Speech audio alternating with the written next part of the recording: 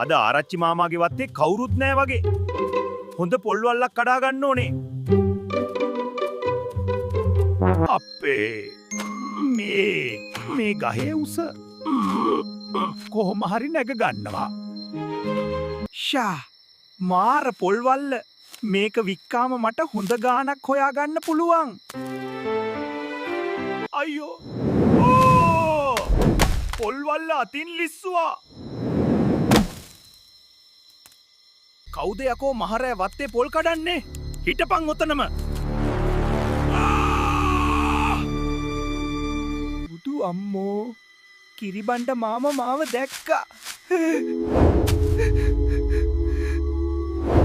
හාමි ආරච්චි මාමේ මෙන්න ඊයේ රෑ වත්තේ හොර පොල් කඩපු එකාව මම අල්ලගෙන ආවා. හාමුදුරුවනේ මට සමා වෙන්න. උඹට ලැජ්ජ නැද්ද සිරෝ? කකුල් දෙකයි අත් දෙකයි හොඳට තියෙද්දි මිනිස්සුන්ගේ දේවල් හොරකම් කරන්නේ. මම නෙවෙයි. අනේ මට සමා වෙන්න ආරච්චි මාමේ. මට රස්සාවක් නෑ. ඒකයි මම බඩගින්නට හොරකම් කළේ. නිකන් බොරු කියන්න එපා. උඹ හැමදාම කරන්නේ ඕකම තමයි. උඹට ගස් නගින්න හොඳට පුළුවන්නේ. එහෙනම් මම උඹට දටුවම් කරනවා වෙනුවට රස්සාවක් දෙන්නම්. අද ඉඳන් උඹ තමයි මගේ වත්තේ පොල් කඩන මිනිස්සයා. හොරකම් කරන්නේ නැතුව මහන්සි වෙලා වැඩ කරපන්. මම මහන්සි වෙලා වැඩ කරන්නම්. ආරච්චි මාමා දෙවි කෙනෙක්. මම ආයේ කවදාවත් හොරකම් කරන්නේ නෑ. මම අවංකව වැඩ කරනවා.